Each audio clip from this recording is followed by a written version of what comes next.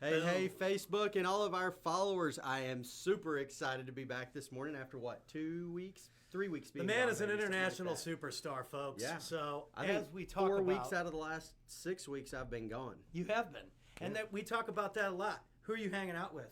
You got to vet who you're taking advice from, who you're doing events with, who you're hanging out with, because in the Your long network game is your net worth. Well, and I think that's true too, but you also need to remember that other people's success isn't your success. Yeah, exactly. So putting yourself around people is great. Applying those tactics and those techniques and those strategies is great. But you also got to remember that you're where you're at, and that's you. Well, and social media has made it really...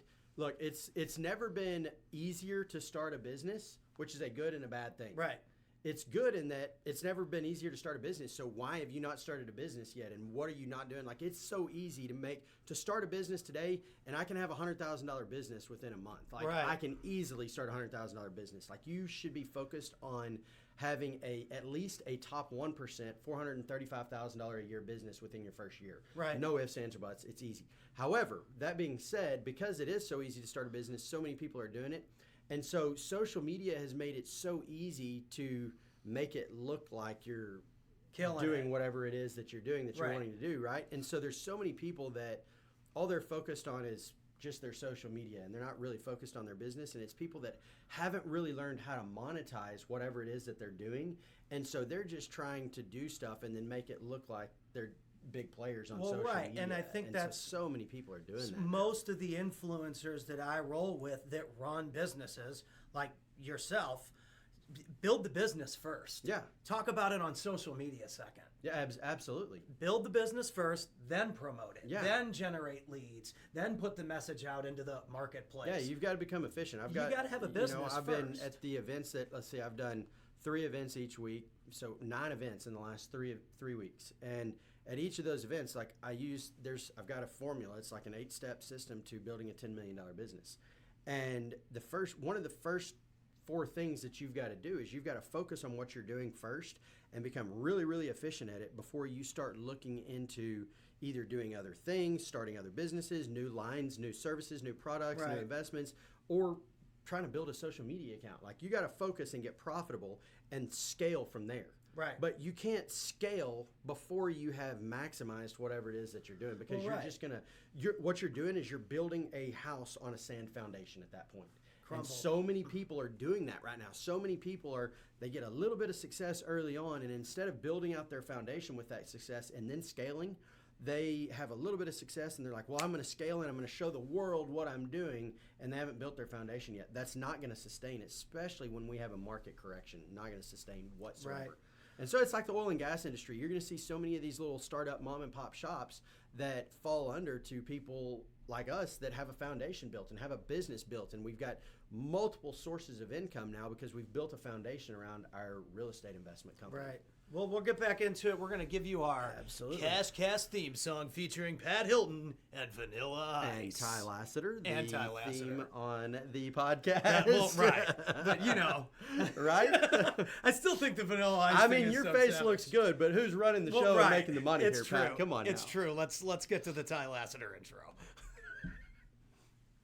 Cash Cast coming in fast. Relative info on investments that will smash. Miss out on this, you'll be coming in last. Acoustic force, bringing the intro blast. Hey, this is Vanilla Ice, and I'm chilling with my man, TIE LASATER. And I want to tell you, one command: stop, collaborate, and listen. Key City Capital is about to throw down. So get it how you live it, and always remember, Cash Cast, baby. Bet. I have had a number of sellers that have told us that we got the deal because we touched their property, we touched them, we had marketing to them, we were in front of them more often than our competition was. Well, and that goes back to Cash Cast, baby. Cash Cast, baby. That's so good.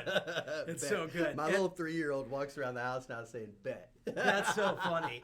But that's what we were talking about when the thing was playing, is that, dude, we keep it real on this show. Absolutely. Like, I moved here to get around people that know how to run businesses. Yeah. And let's just be honest. I've been a solopreneur for so long, and I talked to my buddy Jeff Hunter, who's a big name in the agency space. He's hanging out with your gal Randy Zuckerberg this week. Yeah. And a bunch of people that you know, some of these celebrity influencers, and he was saying, listen, right now you're a business operator. And you need to go from BO to BO, business operator to business owner. Exactly. And a lot of people don't want to admit these things online because they feel vulnerable, or they feel like they're not good enough. Well, and I was talking about that with my partners this morning. So many people get comfortable, and they want to be comfortable, and so they hide behind comfort.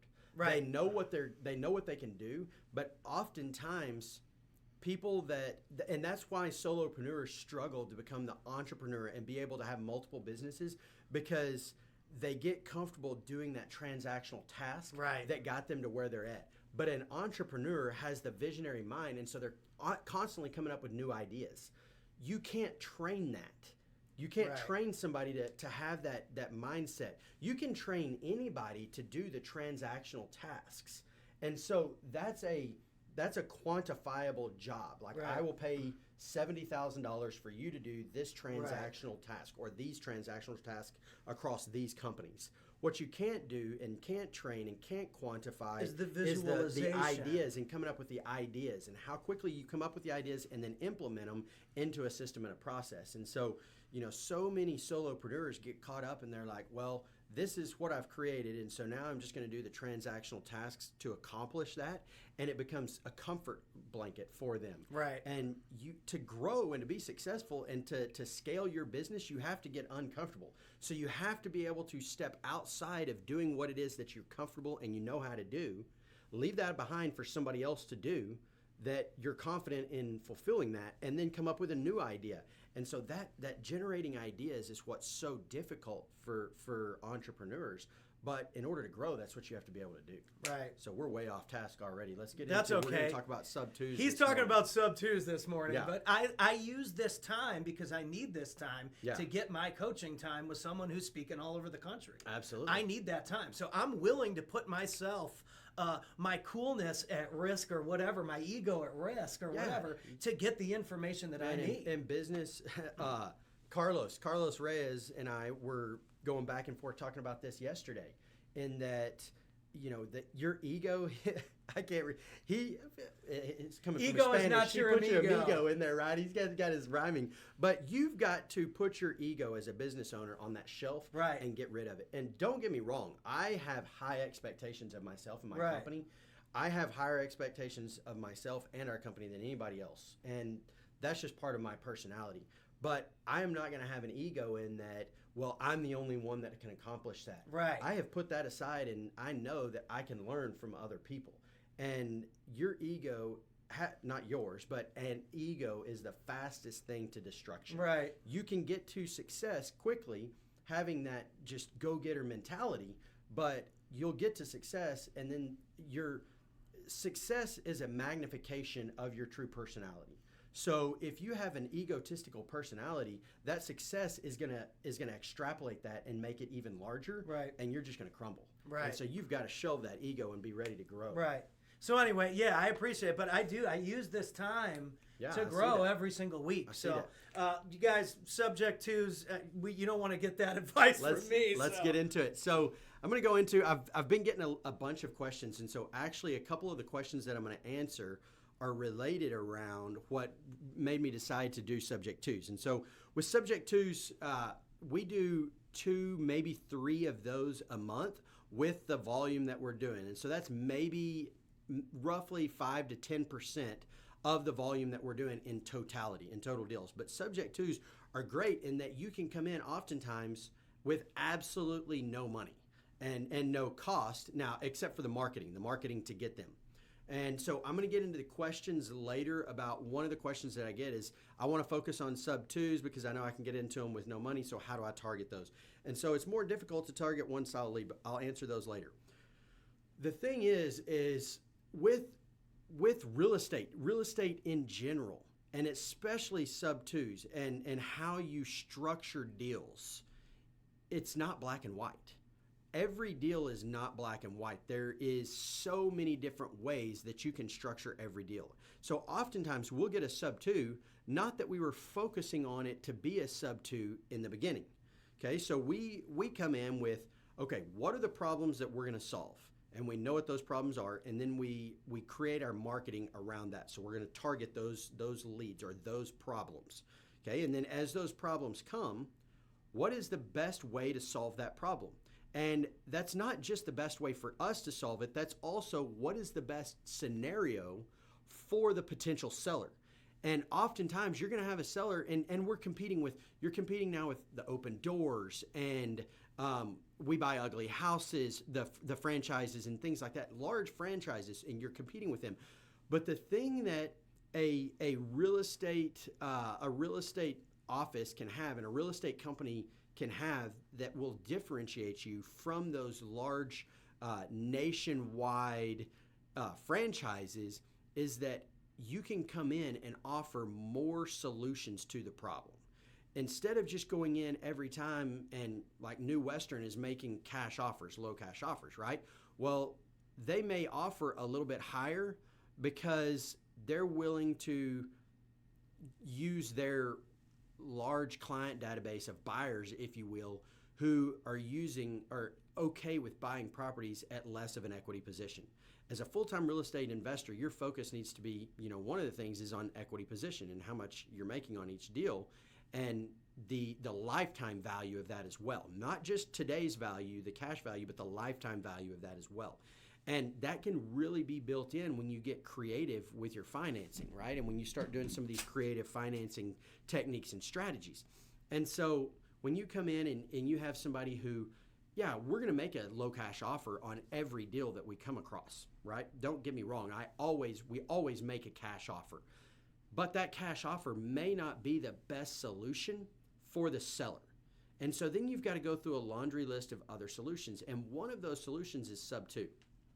And with some of the problems that you're going to be faced with solving, albeit pre-foreclosure, for example. Now, very competitive market in Texas, but that is one of the areas where you can get sub 2s relatively easily. Now, what happens with pre-foreclosures is so many of the fly-by-night real estate companies right now that are just focused on wholesaling struggle to have a solution for pre-foreclosures when a owner has owned the house for less than 5 years without a significant down payment being made because there's not enough equity position in the property. So an all-cash offer is not the best situation because you're going to end up offering less than what the value or what the loan value is, and then you're going to have to do a short sale if the bank will even agree to it. Okay, and so there's other solutions, and that's where you come in with a sub 2. Now, that's going to move me on to my next point. You can't just focus on equity or gain on sell when you are offering a sub 2 offer or a creative financing offer. There are a number of things. In fact, there's 4 items that you want to look at, and you can be upside down on any one of those items, but it still be a profitable real estate deal for you, okay? And so equity can be 0, net, and you can almost be a little bit upside down on your equity when you're doing an owner finance disposition because of the interest spread as well. So let me go through those 4 categories real quick. First, obviously you've got the monthly cash flow, okay? The monthly cash flow is one of the first things that you can actually be upside down on for a temporary period and be okay in a sub 2. In fact, we've got a deal like that right now where we had a short-term rental position on it. The person that moved into it put a deposit down or non-refundable option consideration right there. It's a rent-to-own scenario. However, with the laws in Texas, you've got a short-term rent-to-own time period, and then that moves into a rental, and you just have a verbal agreement with your tenant buyer. Okay, so we were upside down on a short-term period. However, we had a 15-year payoff, 15-year amortizing note that we took over sub 2 with very low interest, 3.8% interest. Well, because it's on a 15-year note and we structured the payment for the tenant buyer on a 30-year note, we're paying down principal a lot faster. And so we are upside down about $150 a month in cash flow for a short-term period. We also took a significant down payment or non-refundable option consideration on the front end, and they were going to have a second one at some point during a 2-year period. Okay, so you've got cash flow. Cash flow, you want to be positive, but you can be negative on it short term on sub 2s. Then you've got your non-refundable option consideration or down payment that you're getting from your buyer or tenant buyer. Okay, so that's going to be another cash transaction, cash flow for you on the front end. Then you've got the equity or the gain on sale that you would have. And the fourth thing is you've got interest spread on your disposition. You're paying interest on the note that you're acquiring. More than likely, it's a low interest note. 99% of the time I've found that it's a low interest note, especially in the market that we've had over the last 10 to 12 years. Most of the notes that we're taking over are we've had them as low as 3 and are in the 3s. I'm like 3.75, and especially on that 15 year that I was talking about. And the highest that I've seen is like 5.75. Okay, and so that's on the note that you're going to be acquiring. Then when you dispose of it and you sell it with the owner financing in place, or if it's a rent to own, the future payment once it becomes an owner financeable note, if that's what you're doing with it, we're disposing of them. We have a permanent buy down of interest rate based on the down payment that they make. We'll go as low. We've gone as low as 7.5%, maybe 8%, and then we'll go as high as 10 or 11. It depends. So you've got those 4 categories that you're looking to be positive in. You don't have to be positive in all 4 of them for it to still be a good deal. We've had a down payment that we had to make that was higher than the non-refundable option consideration we were getting from our tenant buyer. But then on the other 3, we were still in the positive. We've had ones where the equity position is very similar. I'm going to give you an example here in just a minute of one where the equity position on a $250,000 house, we only had, as it compared to the ARV, only $10,000 in equity. So the house was worth roughly $235 to $245. We were buying it at $225. Now keep in mind, when you're doing a creative exit strategy with creative financing towards a new buyer, you can also sell at a premium above ARV sometimes. So you can reach that. I was looking conservatively at $235, knowing that ARV could go up as high as $245, but we could also reach to $255 maybe with an owner finance type disposition. Okay, so you could be close to the same on equity. Now, you don't want to go too negative on equity, just to be careful, unless you're doing maybe instead of taking it over sub 2, you would want to look into doing like a lease to own or lease option, something like that, so that you're not locked into negative equity. Unless you know that you're going to be able to carry the cash flow indefinitely for a significant period of time, or you maybe have an owner finance buyer already lined up. And then the fourth one is that interest spread. Interest spread, you're more than likely always going to be in the positive on that one. You definitely want to focus to be in the positive. You don't want to be offering, unless you've got a ton of equity. Sometimes I've had people that they wanted a lower interest rate, so I just increased the purchase price. So increase the purchase price and you'll lower their interest rate.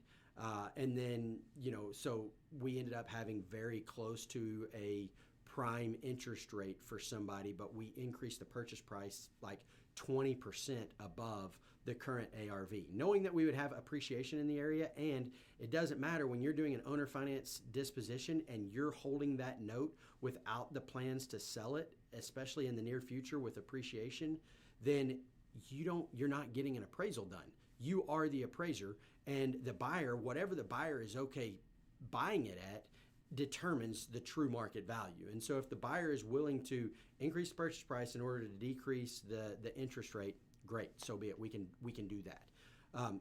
But like I said, most of the time on the interest spread, you're going to be in the positive on that one. Okay, so let me give you a couple of examples of 2 recent deals that we've done, and kind of show you that it is not black and white. You're going to base it based on the true problem, the underlying problem that seller has, and how you can fix that problem. Now, don't get me wrong here. You still have to be somewhere 70 to 90% black and white so that you can scale this business. You have to be able to take a situation and hand it off to your team and say, a majority of the time, this is what it's going to look like. But if you have a situation where there's some issues and you're not exactly sure how to close that deal as the closer, as the acquisitions agent, then you're going to bring those gray areas to me. And you can even do a range. We've done a range. Anywhere inside this range, lock it up.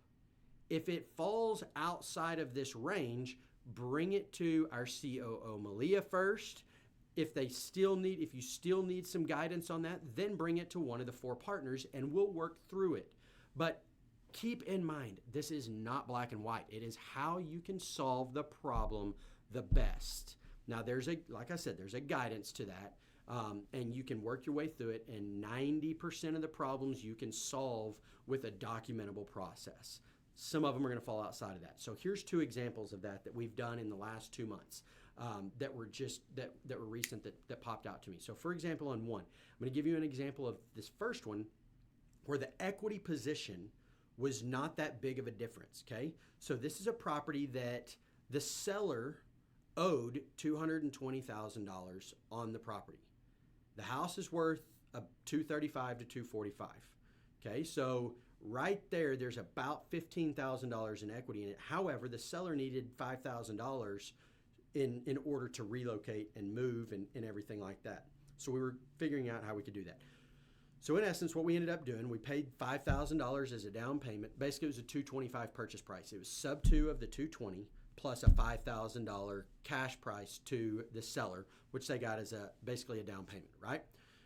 Their payment was $1,498. $1,498 PITI, principal, interest, tax, and insurance. They had 26 years left on that note at 4.5% interest. All right. Now, I know that I'm planning on most all of what we do is of the creative finance disposition, unless we're working with other investors. We do, I say most of that, about 30% of what we do is rentals.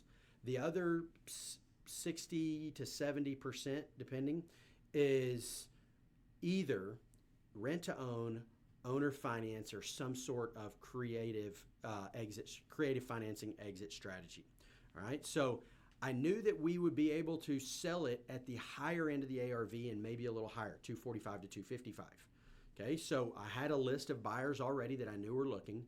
So what we ended up doing, we ended up selling it at $255,000 with a $20,000 down payment. So it's $235,000 basically mortgage or note. Okay, now that $20,000 down payment, they were going to pay $10,000 day one as a non-refundable option consideration, and then they were going to have 2 years to come up with the additional $10,000.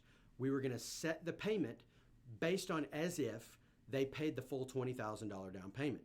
All right, and so I'll go into another, in fact, I'm going to bring our real estate attorney, Scott Horn, on in the next couple of weeks, and we'll go through the creative exit strategies, and I'll have him explain 3 or 4 of the exit strategies like that and how we go through this whole process, all right? So with this, though, $235,000 on a note, $255,000 purchase price, $20,000 down payment, $10,000 today, $10,000 over the next 2 years, and then their payment. Their payment was based on a 30-year note at 9.99% interest. So their payment to us is going to be $2,418 PITI. So almost $1,000, it's $900 of monthly cash flow, okay? Now, it's only $20,000 to $25,000 in equity position. That's only a $10,000 equity gain, right? $225,000 purchase, and we're making $25,000. We're at about a 10% gain. Not great, right? Not great on an investment strategy. However, when you have little to no money out of pocket, that's still an infinite return. So that monthly cash flow is an infinite return, and that equity position is an infinite return, right? So on this deal, we had $5,000 cash out of pocket day one. We had $10,000 cash in pocket from our buyer day one. We had some closing costs on both sides, right? And so we had a $5,000 positive gain on the INROC on day one, plus another $10,000 over the next 2 years at some point, plus $900 a month in positive cash flow, and $25,000 in an equity position, and a 5.5 point spread on interest. Now that interest spread is our huge gain here. The other, and our cash flow is really big gain there too, $900 a month. Typically on a lot of our sub twos, we're only at $100 to $200 positive cash flow. Now, so we've got two big gains there. We've got the interest spread, which is over time, and we've got the cash flow.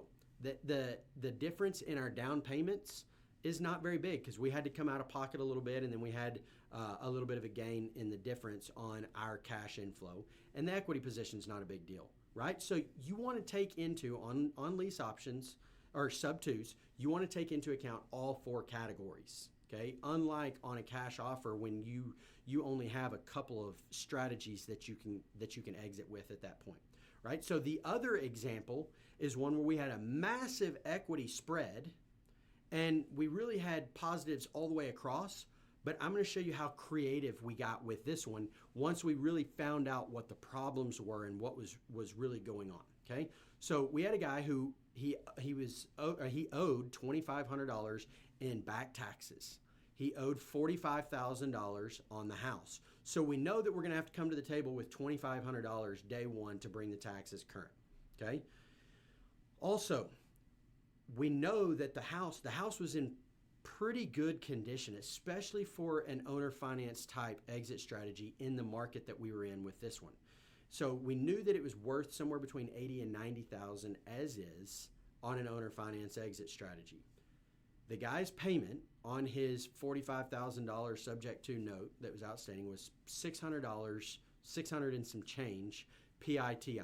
I'm sorry, I take that back. Principal and interest. Taxes and insurance were not escrowed on this one. This was $600. $600 a month, principal and interest. Okay?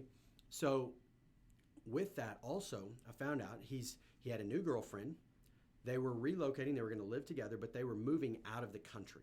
He's ready to just walk away from this. He didn't have the cash really to bring the note or to bring the taxes current. Didn't want to deal with it. Was just wanted to be done with this house altogether.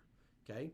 Was ready to walk away from it. The interest rate was a little high because there was an investment company, private company that was involved in the financing of it. It wasn't a standard bank.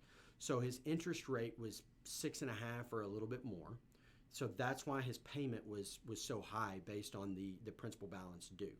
Okay, so with that though, he also was going to be downsizing when he moved out of the country into another place. So he had some stuff that he needed to leave behind. So we have storage facility areas. We were also going to be able to let him store some of the stuff in the detached storage unit that he had on the property. So we were going to let him leave it there for 2 months before we moved it. So what we had him do, he did have to pay us $500 to move his stuff once we get ready to move it.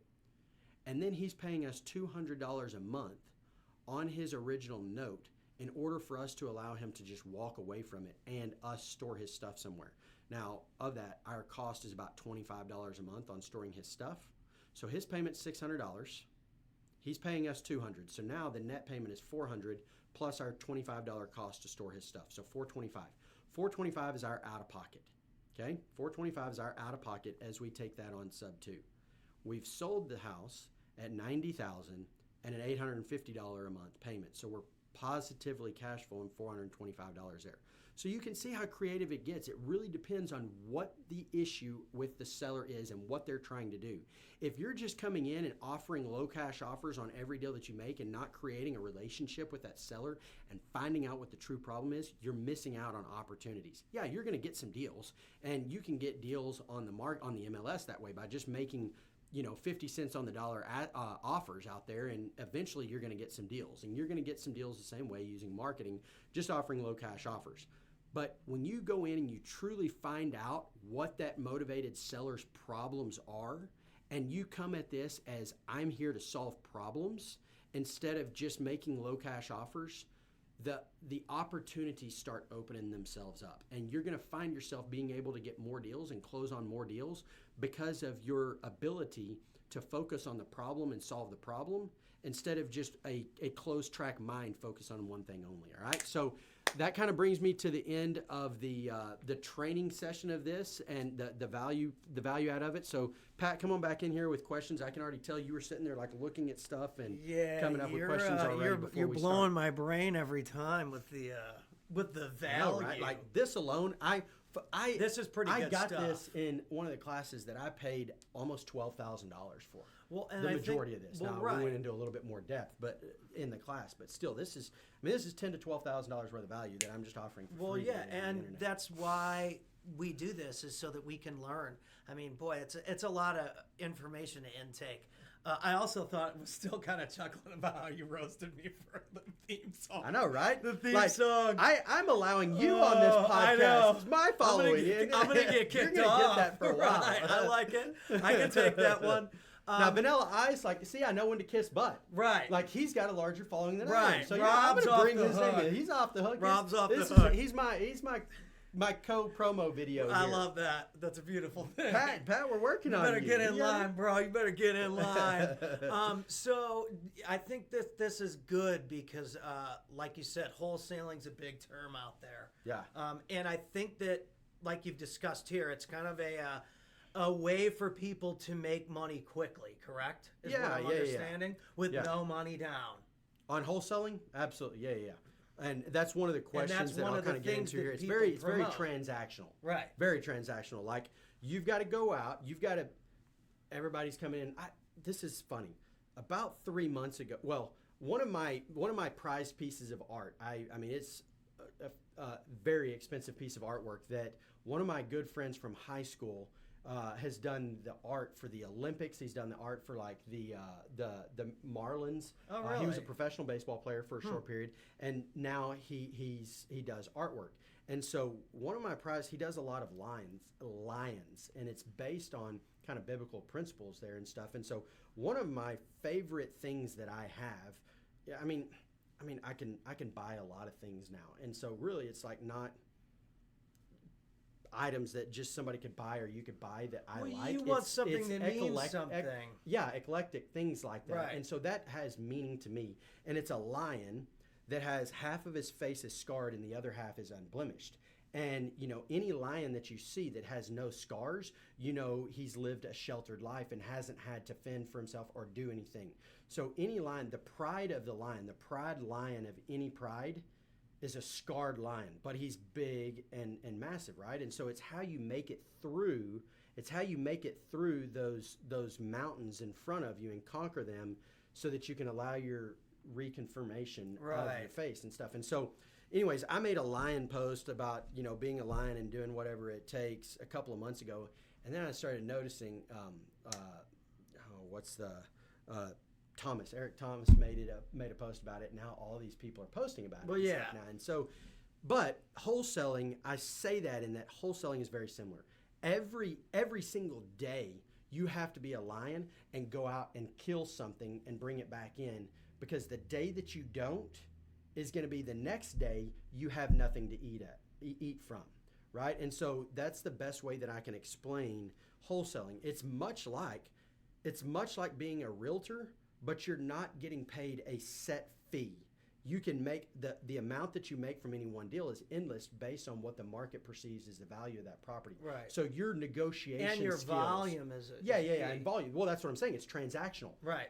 You have to transact business in order for you to make money in that. It's a transactional business, but there is no set cap on what you can make. Right. And so, a wholesaler is not a true real estate investor.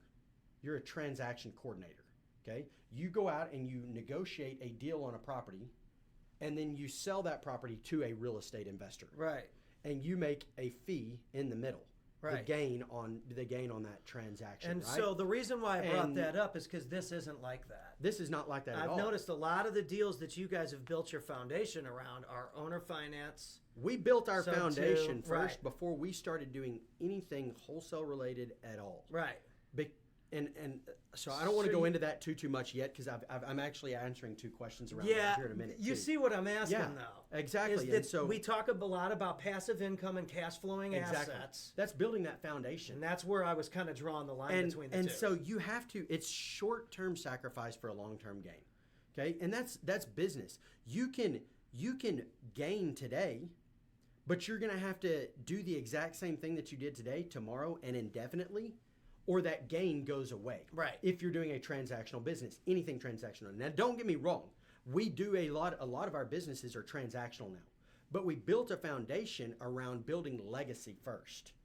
So we sacrificed for 18 months when we started our business, we sacrificed to build a legacy. Right. With that foundation that we built and that legacy that we built, my kids and my kids' kids are now set for life. So you understand where I'm going with that. With a transactional business, the day that I stop, my kids don't get anything else. Right. You run out. Yeah, and then at some point, so it's like retirement. You know, if you build up this retirement account and then you retire at 65, but if you live until 95, how much money do you have in that retirement account? Because you got it could disappear, right? And so with transactional business, it's the same thing. The day that you decide to retire, that income source is going to go away. So you better be living below that income source for long enough and have enough saved up to live it out if you're not going to do anything else. Right. Or you need to be owning assets. Right. And that's what I'm getting at here is you've got to own assets. I'm not just saying you have to own property.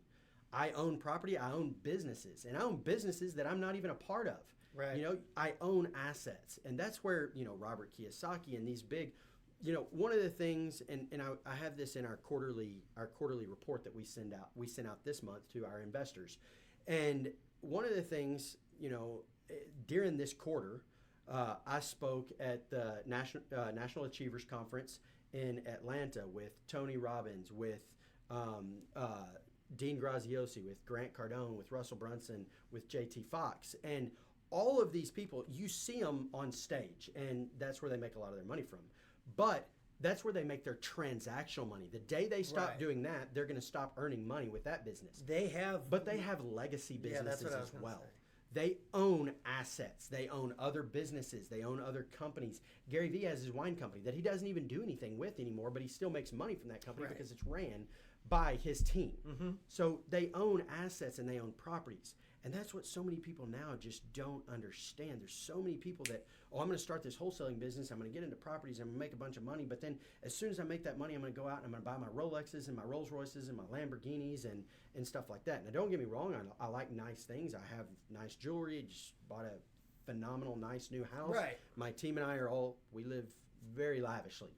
But the day that our transactional business stops, we still have a foundation that is going to pay us whether we show up tomorrow, the next day, or not. And I think that's, as a newcomer, obviously, someone who's learning this stuff before I just dive in with whatever money, there's risk involved with this. Absolutely. And the more the risk, the more the opportunity. Right. But you've got to have an inherent level of risk that you're willing to undertake. And you got to be educated before you risky. jump into that It's stuff. risky to walk away from that job. I mean, Right. I made $164,000 as a W-2 earner my last year at a job. It was risky for me to walk away from that knowing the amount of property that I had done and then ultimately only make $75,000 the next year, right? That's a risk. Totally. But it's also a risk to sit at that job knowing that I was never going to make more than about $175,000 for the next 30 years. And then at some point I'm going to have to retire, and how much money I'm going to have saved up at retire. That's a risk to sit there and think that that job was going to be there indefinitely, because at any time they could say, I don't need you anymore. And that's another reason why I brought this up. That goes back into what I did. Was I could have easily played it safe and, you know, had Daddy get me the old marketing gig at Anheuser-Busch, but guess what? Anheuser-Busch 10, 15 later got bought out. Exactly. And you all never those know what's going to people- happen. yeah. I went through a merger at one point in my career, and I got lucky in that they offered me a year's severance or to go on with the new company. Now, the new company was 60 miles away, and I had just bought a house. So I didn't want to go make that commute. So I'm going to take a year's severance. I get a year's severance, took 3 months off, then I went and got another job, right? But at any point in time, you don't know if you're going to lose that job, if you're going to lose the ability to work, maybe even go to that job. And then what benefits are you going to get? Are the benefits as strong as what you were currently making, and are they going to be for the lifetime? Right. Definitely. And that's what There's I so many love about things what that you gotta talk look at. about with the different solutions, the different ways you can provide for the customer. Yeah. It's not just you know, we buy houses and sell them. Yeah. It's we provide solutions to people. Well, and I kind of chuckle. It actually I feel sorry for. Like I almost feel sorry for when I see wholesalers oftentimes offering subject to properties as a wholesale deal. And I just ask, why? Because you can do that deal with little to no money. And so what that shows me is the instant gratification our society has built.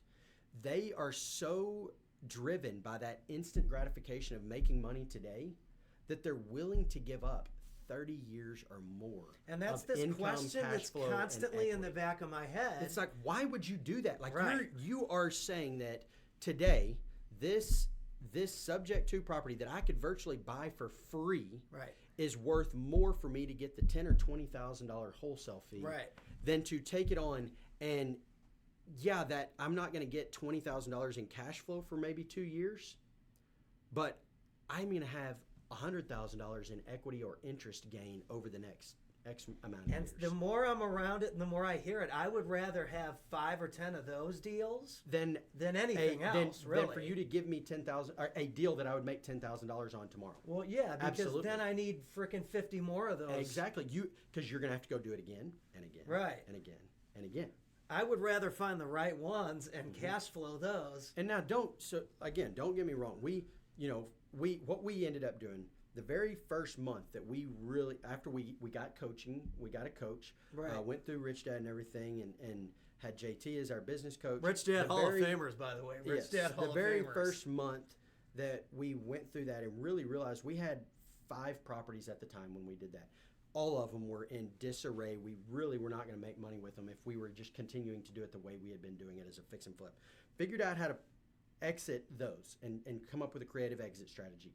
We took the money that we made on that exit strategy and put in to buy some properties that we were going to hold.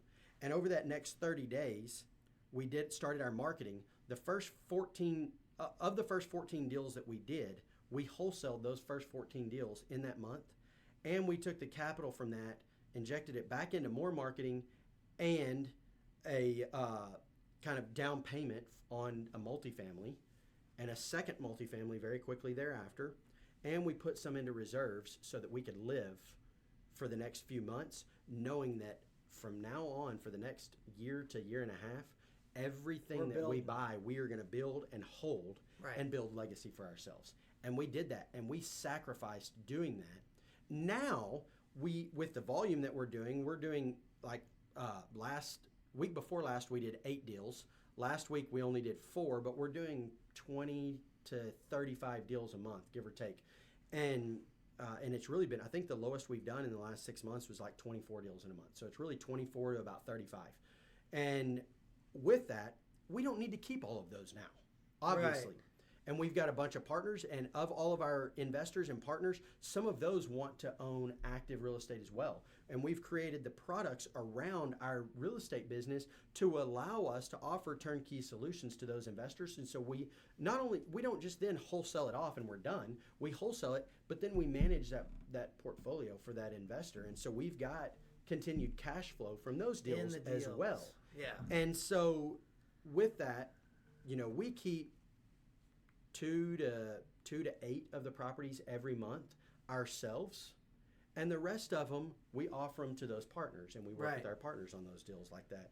And so, but that was after we got that foundation built. And so if the market crashed tomorrow, I know that I at least have a foundation that's been built that's going to allow me to sustain, and I don't have to go out and do the exact same thing over and over every single day in order to continue to exist. And so, like I said, it's just there's difference, and it doesn't mean that you don't use all the different. Exactly, I ways use to all do it. of them. Right. But that's a popular question that people ask me. People have started asking me questions, Yeah. and I send them our videos. Yeah. So I'll go on and I'll be like, oh, well, you want to find the market. So here's the one where you build your market. Where Absolutely, you target yeah. your market. So, and then tell them to send me questions on Right. that. Like, tell them, here's the video to watch, and ask Ty questions, and I'll interact absolutely on stuff. But that's that I've one done. thing that I always say to people is you got to think about what the best solution is for each deal. Mm-hmm. Because if you try to do the same, if I try to sell a theme song to every person, that person might need a podcast. Or that Exactly. person might Yeah. need video marketing. So now Or you've that- got tunnel vision. This is what Jeff and I talked about and yesterday. it's all it's all in the same related field. Right. So you can do all of it very, very well. Right. But it's just not saying, it's not you forcing what you want on the client. Right. Now, I'm not saying that the client always knows best. Sometimes the client doesn't know what they need, but you need to be able, that's where your job as a consultant then comes in and says, okay, you don't need the theme song that I really like doing. You don't need the theme song. You're telling me you don't want a podcast, but really here's what you need to do. And maybe it's like in the middle. It's not fully a podcast, but we're going to start doing these content videos. Right, like Boone right? does. Exactly. So Boone's isn't really a podcast. It's content videos every week. And so he's not looking for the live audience and stuff like that, but it's content related, like right. And it's presenting it's presenting what deals you guys are doing on the Key City Capital. Yeah, and so page. now our investors can see that, our partners can see that, right. and it's an update for them. But it also can educate other people. And it opens up the communication field as a content place. And, I ended up doing a theme song for it anyway. Right, So it's like it all kind of plays into, we needed a theme song for the show anyway. Absolutely. So it's like it all kind of works together. But it's like you said, I think that's very important in any businesses. One person might not need their lawn mowed, but they need their bushes trimmed every 2 months. Exactly. And if you don't have the bushes trimmed, you get fined by the HOA in Texas. Yeah. Just so you guys know. Speaking from experience there, right? So you have to have all these little systems in place to make your life easier or to run your business or to have the video and the audio and this. It's the same thing. I always try to relate it to what I'm good at because I don't talk about stuff that I don't know anything about. Right. And so subject to or owner finance or a wholesaler or a wholesale, like all these different terms are different creative solutions that you can provide for your seller. Right.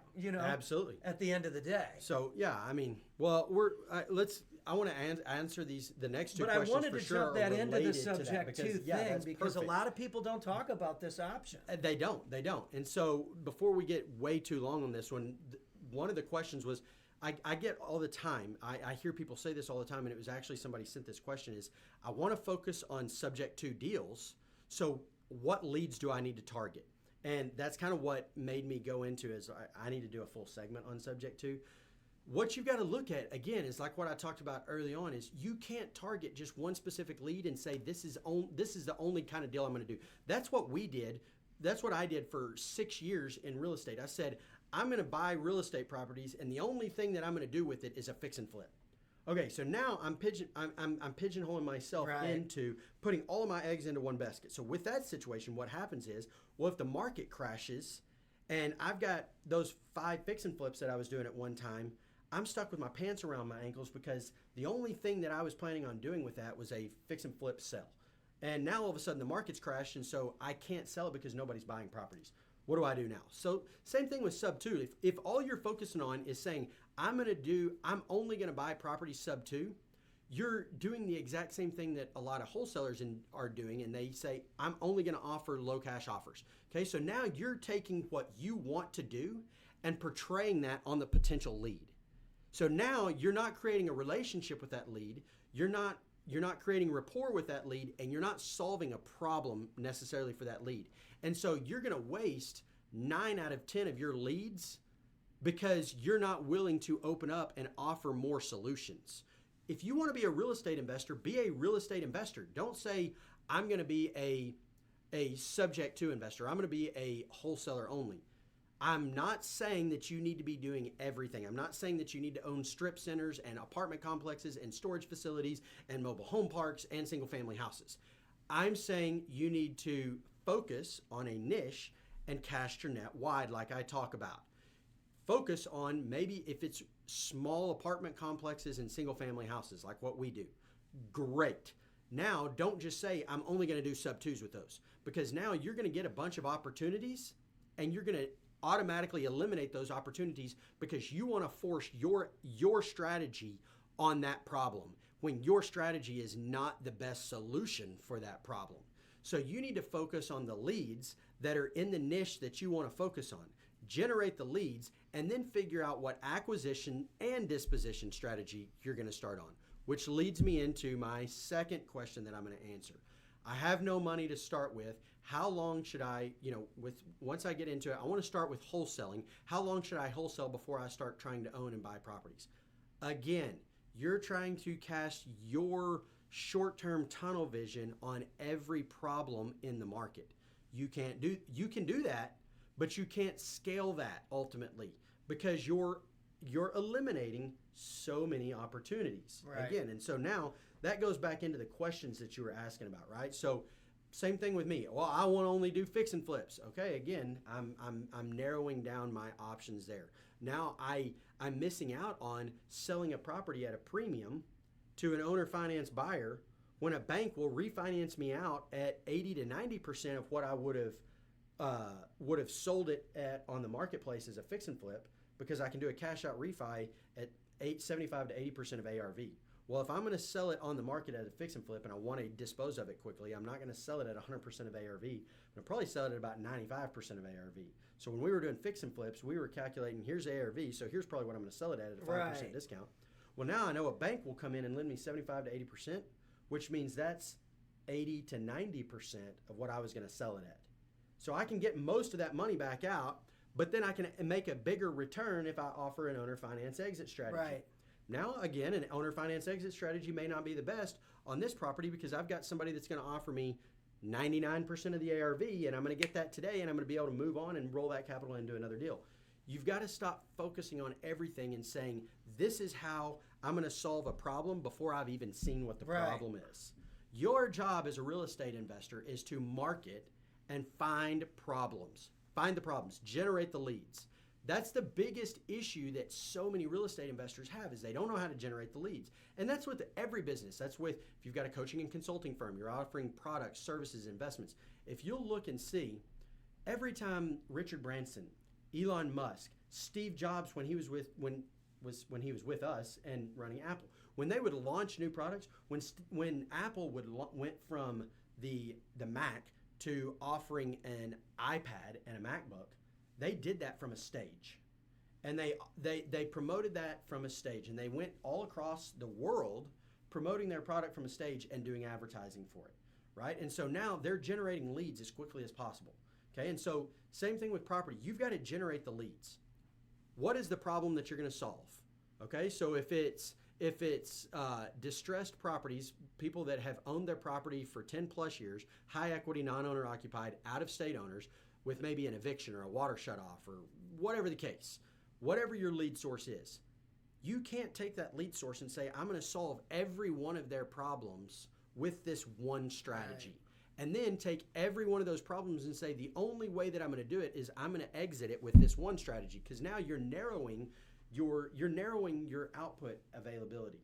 Okay? And so if that's wholesaling only, well, you're now saying, I am going to rely on the investors around, knowing that all the investors are ready to buy products at this time, and that the market is strong enough to allow investors to buy products at a premium enough for me to sell them to them, okay? And so you've got to then take, okay, what's the deal I'm getting? If you're getting a sub-2 deal, there's no reason, 99% of the time, there's not a reason to be wholesaling that. Now, if it's a sub-2 deal and they're behind $10,000 on taxes and they're behind $12,000 on their mortgage payment, they're $22,000 behind, and you don't have $22,000 to do that deal, and it needs another $10,000 in repairs, and you don't have the money to do that deal, but it's still a really good deal, okay, I get it. Maybe you need to wholesale that deal because you don't have the funds to do it yet. But again, that's not an excuse. We didn't have the funds when we started out. We raised the capital. Right. Everybody could go out tomorrow and start raising capital. And I coach on how to raise capital and how we raised $17 million in our first year with no experience. Our experience were failures. If we would have used that experience alone to raise the capital, we shouldn't have been raising capital because we weren't really doing enough to justify buying more and doing the exact same thing that we have been doing. Now, albeit we went in and we learned how to do it properly. Right. And so we started using those opportunities every time we had deals. But there's no reason that anybody can't come in and start raising capital immediately, start doing deals. It's an excuse. And so don't pigeonhole yourself into one exit strategy or one acquisition strategy or lead source only. Focus on a market, focus on a niche, and then cast your net. Well, and that's why I asked that question, because what's popular might not always be the best solution for the customer. So then question number 3, the last you do have one more. Yeah, I've got one more. And so why do you always wear a tie? And I've actually been asked this a number of times. Really? One of the questions was, why do you always wear a tie? So 3 things. The first one is situational awareness. Like, know what you're doing, know where you're around, and know what type of audience you're trying to attract or command, right? And so when I walk into a room, I want to demand the respect of that room. I want to be noticed first. So when we go to events and we do, and we are attending events or anything like that, I am always noticed first because I'm dressed as if I own and run the company, which gets me to my second point. Act as if and dress as if you own the company, not work for the company, right? And so that just builds respect. That builds respect within your company. That also builds respect with wherever it is that you go. Political, out of the picture, whether you like the guy or not, Donald Trump. Donald Trump is always dressed in a suit and a power tie, a solid color tie, red, blue, pink, something like that. And he demands the respect of people. He's an out of the ordinary, a big personality, very strong personality. And when he goes into any situation, he commands the respect immediately. And so politics aside, whether you like him or not, doesn't matter. He's ran a business. And if you look at any building with his name on the side of it, and two of my partners were in Las Vegas this weekend. If you look at that beautiful gold building with Trump name on it, you're going to pay 8 times more for that room as you are at any other room that may be just as nice around it. Right? I mean, you're going to pay $500 minimum a night, $400 to $500 a night at Trump Tower when you can pay $100 to $150 a night at the Holiday Inn. Well, the Holiday Inn, you're going to be less than that. But I mean, I'm talking at like MGM or anything, a nice hotel on the Strip, right? And so, look, situational awareness. Know what you're doing and demand that respect. There's a lot of other people that, I mean, I've been speaking. There's a lot of other people that go out and speak, and they'll wear a T-shirt and jeans or a untucked button-up and jeans. They don't command the respect of the audience, and the results show. There's a big difference in the results of the people that dress. I mean, I'm not going to go in and name names and stuff like that, but there's a big difference in the results of the people who are dressed professionally and demand the respect of the audience immediately and take control of that, and the people who don't, who leave that up to assumption. Yeah, it's a good point. And then the third point is, I mean, my name is Ty. Like, that's a powerful name, and I can't just say, hey, my name's Ty and not be wearing a tie. Right, you can't like, show up with a freaking scuba outfit right? So, awesome. So, subscribe to our YouTube channel. Definitely subscribe to our YouTube channel. Like my Facebook page at Real Estate Millionaire. Follow me. If you have questions, if you want answers to some of this shoot stuff, a message. Absolutely. I try to communicate with people that are sending me messages and stuff like that. And if not, I'll make sure that he checks it. Yeah, or maybe it's one of your questions. Maybe I don't immediately respond to it or something like that, but it'll be one of the questions that I pull up and answer on the podcast, and you'll get it answered live, because more than likely most of the questions that I answer, it's because I've been asked the same question multiple times. Good stuff, man. Thanks for the time. Fantastic. Appreciate you guys watching. We'll see you next week. I will be here. Yeah. I'll be here next week. We'll see you guys.